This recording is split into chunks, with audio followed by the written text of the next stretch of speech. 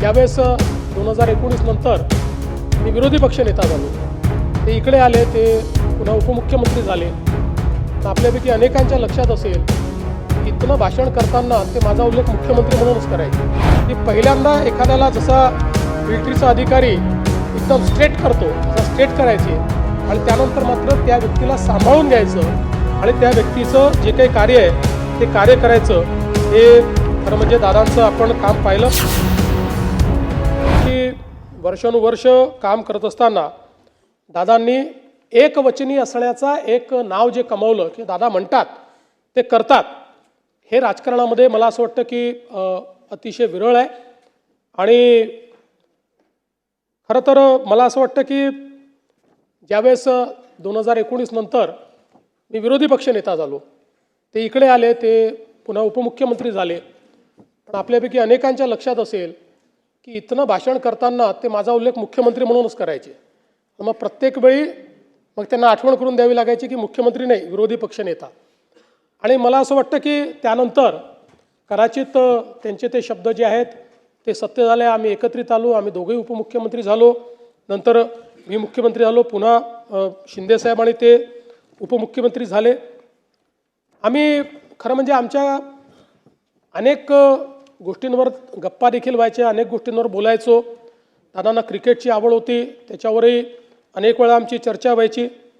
आणि आम्ही जेव्हा एकत्रित प्रवास करायचो त्यावेळी दादांच्या अनेक ज्या काही सवयी होत्या त्यात दादांना मला नेहमी आठवतं की दूध प्यायला आवडायचं. त्यामुळे आमच्या विमानात किंवा हेलिकॉप्टरमध्ये कोल्ड्रिंक असू द्या, काही असू द्या, जे कोल्ड मिल्क असतं, आणि दादा सांगायचे मी शेतकऱ्याचा मुलगा आहे, रोज हळदीचं दूध पितो आणि मला कुठल्याही म्हणजे कोल्ड्रिंक किंवा याच्यापेक्षा दूध प्यायला आवडतं.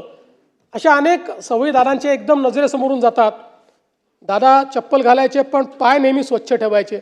त्यांना ती एक सवय होती की बसल्या बसल्या आपला पाय स्वच्छ करायचे ते. त्यामुळे अशा ज्या गोष्टी आहेत त्या अशा आज माझ्या नजरेसमोरून चाललेल्या आहेत. पण मला असं वाटतं की त्यांच्या काही सवयी ज्या होत्या या इतक्या महत्त्वाच्या होत्या. त्यातली सगळ्यात महत्त्वाची सवय म्हणजे त्यांचा वक्तशीरपणा. कधीही कुठल्याही ठिकाणी 1 मिनिटं आधी पोचायचं म्हणजे पोचायचं. ज्यावेळी आम्ही तिघं होतो, शिंदेसाहेब मुख्यमंत्री होते, मी उपमुख्यमंत्री होतो, दादे उपमुख्यमंत्री होते. 12 वाजताचा कार्यक्रम असेल तर दादा 11:59ला पोचणार, मी 12:05ला पोचणार आणि शिंदेसाहेब थोड्या वेळेमध्ये, नाही एवढं नाही, पण एक 15-20 मिनटं अजून ते मागे पुढे. पण कधीही, आणि मी तर कमीत कमी शिंदेसाहेब किती वाजता निघतायत हे बघून मी त्या ठिकाणी कार्यक्रमात पोचायचो. पण दादा 12चा कार्यक्रम कोणाला याला किती वाजू द्या, दादा 11:59ला पोचणार म्हणजे पोचणार.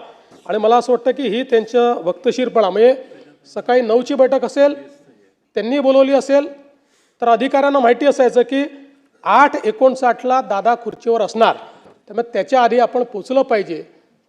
मंत्रालयामध्ये कुठल्याही अधिकाऱ्यांपेक्षा लवकर पोचणारे दादा होते. मला असं वाटतं की मंत्रालयाची सुरुवातच दादा करायची आणि सकाळी 9 वाजता मंत्रालयात आपल्या चेंबरमध्ये जाऊन दादा बसायचे. तिथे मिटिंगा घ्यायचे, त्यांचं कामकाज करायचे. आणि म्हणून कधीही कामकाज अडलेलं आहे, फाईल थांबलेली आहे, दादा उपलब्ध नाही म्हणून निर्णय होत नाही, असं कधी झालं नाही. एखादा निर्णय जर त्यांना पटला नाही तर मात्र त्या ठिकाणी ते स्पष्टपणे सांगायचे, फाईल थांबवायचे, चर्चा करायचे. पण आपलं जे काम आहे ते काम मात्र ते सातत्याने करायचे. आणि दुसरा त्यांचा स्वभाव होता की मंत्रिमंडळात किती विषय असले तरी प्रत्येक विषयाचा नीट अभ्यास करून दादा यायचे. प्रत्येक विषयाची एक नोट त्यांच्याकडे असायची आणि त्या विषयात जर काही किंतु परंतु असेल तर तो किंतु परंतु त्या ठिकाणी ते मांडायचेच. आणि अनेक वेळा अगदी साधे विषय जे असायचे की ज्याच्यावर चर्चेची गरज नाही, सचिव उभा राहिल्याबरोबर दादा म्हणायचे ठीक आहे मान्य आहे, आणि दादांनी मान्य आहे म्हटल्यानंतर तो विषय सगळ्यांना मान्यच असायचा. त्यामुळे मला असं वाटतं की ही देखील एक क्वालिटी त्यांची होती की नीट विषयाचा अभ्यास करून, आणि नुसता अभ्यास करून नाही तर त्या प्रत्येक मंत्रिमंडळातल्या विषयाची 4 ओळींची नोट ही नेहमी दादांजवळ असायची की जी ते मांडायचे. आणि त्यातनं त्यांचं एखाद्या विषयावरची जी पकड आहे ती पकड आपल्याला त्या ठिकाणी पाहायला मिळायची. खरं म्हणजे दादांच्या संदर्भात अनेक लोक अनेक गोष्टी सांगू शकतील. त्यांच्या वक्तशीरपणाबद्दल देखील अनेक या ठिकाणी आपल्याला गोष्टी सांगता येतील. पण हे सगळं होत असताना वरकरणी दादा अतिशय कडक अशा प्रकारचे वाटायचे. पण माझा अनुभव असा होता की पहिल्यांदा एखाद्याशी कडक बोलल्यानंतर मग त्याच्याशी ते प्रेमळ देखील बोलायचे. आतून ते अतिशय प्रेमळ होते. त्यांचा स्वभाव होता की पहिल्यांदा एखाद्याला जसा मिलिटरीचा अधिकारी एकदम स्ट्रेट करतो असा स्ट्रेट करायचे आणि त्यानंतर मात्र त्या व्यक्तीला सांभाळून घ्यायचं आणि त्या व्यक्तीचं जे काही कार्य आहे ते कार्य करायचं.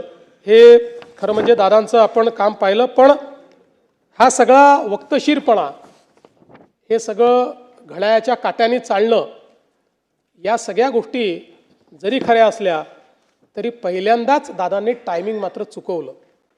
आणि ते टायमिंग म्हणजे ज्यावेळेस राजकारणामध्ये खूप मोठी इनिंग दादा खेळतील हे आपल्या सगळ्यांना दिसत होतं.